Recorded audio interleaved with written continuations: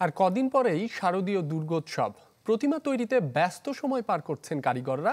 আরো জানাতে সিরাজগঞ্জ থেকে যোগ দিচ্ছেন হীরক।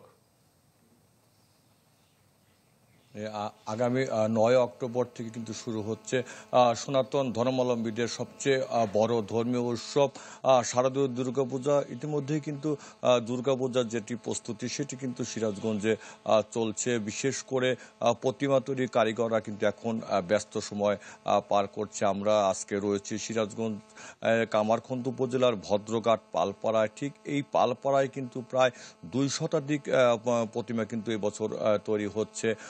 খড় এবং মাটির কাজ শেষে কিন্তু এখন প্রতিমা তৈরি শিল্পীরা কিন্তু প্রতিমা রং করার কাজে কিন্তু ব্যস্ত রয়েছে।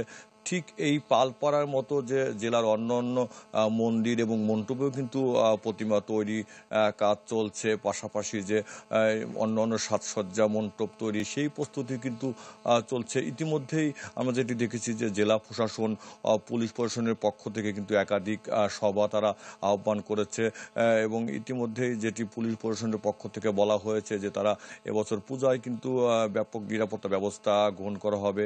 এবং বাংলাদেশ পূজা অর্জন পরিষদের সাথে আমরা কথা বলেছিলাম সিরাজগঞ্জের যে নেতৃবৃন্দ, তারা যেটি বলছে যে সিরাজগঞ্জে এবছর জেলায় প্রায় ৫ শতাধিক শারদীয় দুর্গাপূজা কিন্তু এবার অনুষ্ঠিত হবে। বিশেষ করে সিরাজগঞ্জে কিন্তু প্রতি বছরই যে ব্যাপক উৎসাহ উদ্দীপনার মধ্য দিয়ে শারদীয় দুর্গাপূজা হয়, এবছরও কিন্তু সেই আয়োজন রয়েছে এমন কথাই কিন্তু পূজা অর্জন পরিষদের পক্ষ থেকে বলা হয়েছে। তবে এখন আমরা যেটি দেখেছি যে বিশেষ করে পালপাড়াগুলোতে যে প্রতিমা তৈরির কাজ শেষে এখন কিন্তু তারা রং তুলির কাজে ব্যস্ত রয়েছে।